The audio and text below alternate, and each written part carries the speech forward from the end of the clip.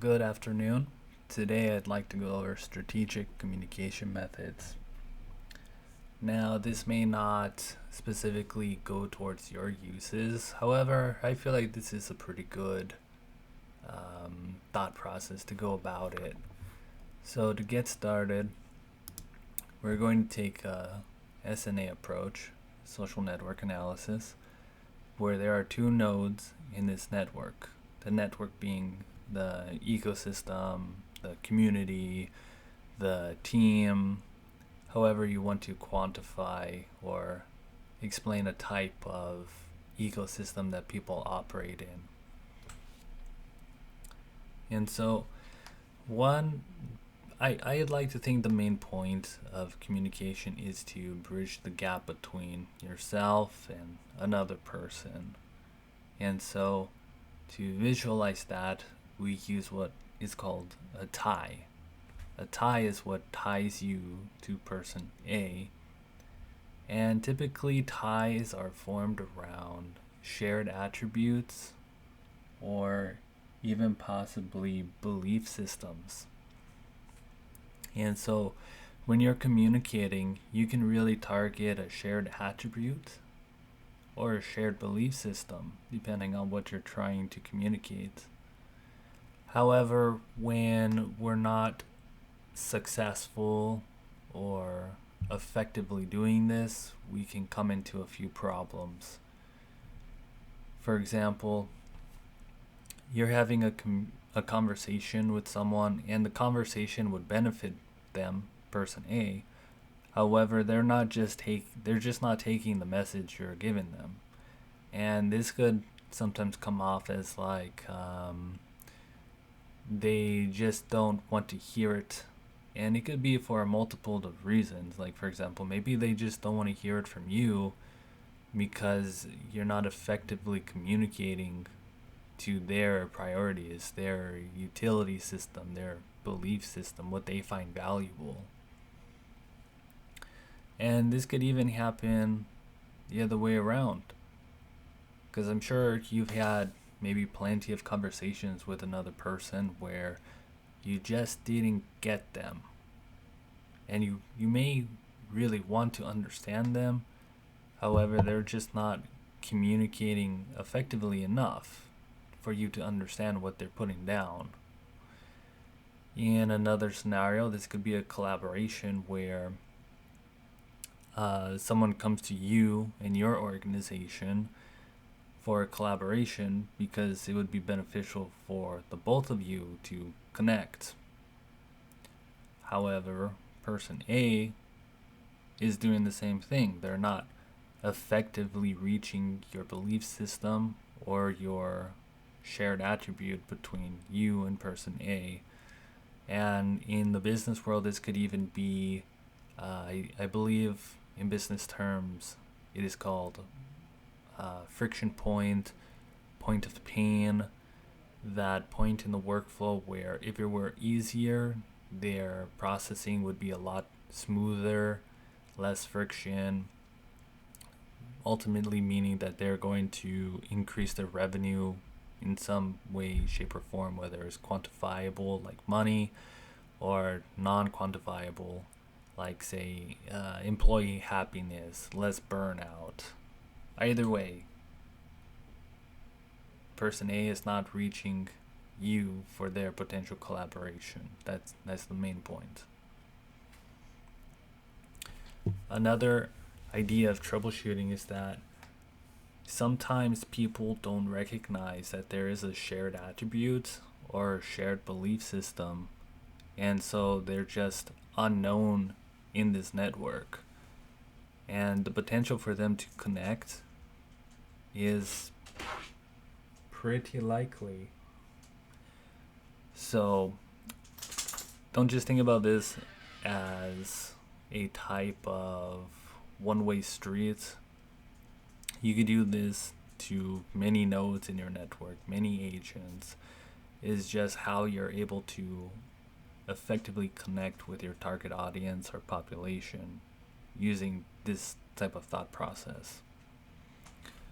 And so a good way to try and capture more of these ties in your network, your community, your team, your department, is to try and do what is called A/B testing.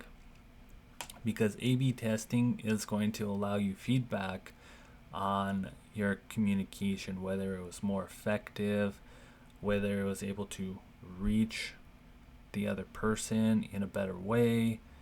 And remember, this is kind of an iterative process where you have to find out what is working best with your target audience or target population. Because you could have qualitative interviews, which are great because they help provide more context. However, you always need that quantitative data to help back up the qualitative findings. And then when you put them together for your mixed methods, you can even help triangulate the findings with literature review on how you're applying your theoretical process in forming those ties through your strategy. So, being that we are in a digital world, I would recommend, this is how I would do it, using Google's Optimize on Webflow's web hosting platform. And I would say that because it is very easy to do. And I'll go into what it would look like in the next slide. So you log in, you create an account, and this is going to be your dashboard. These, for example, are two websites that are on my Webflow account. And so when we go a bit further, going into this right here, these three little dots, it'll take you to the settings page. And from the settings page, you can see that there is a place specifically for Google Optimize because it was built in natively. I would say a lot better than other platforms such as WordPress. And so you'll be taken to the general section just because you hit the settings. And then you just have to go over to integrations. And there will be a spot specifically for it. Right here. Now, Google Optimize does have a free plan. And this could be great for when you're running a type of campaign that has a very specific start time and a very specific end time. I believe in project management they call that a landing date when your campaign lands. And so you can see here Optimize and Optimize 360. I would say oftentimes you would want this because you honestly, if you're a large enterprise or you need sophisticated needs, you're probably not the person watching this because odds are you have people running a lot of your processes. And so we're going to focus on this because this is my way of trying to help you out, similar to how we were over here, where I'm trying to reach you, the person watching this video, for their potential pain point on how they communicate to other people. In other words, I'm saying, hey, this video is having may have a lot of potential for you, and I'm going to help explain it so you can be a more effective communicator.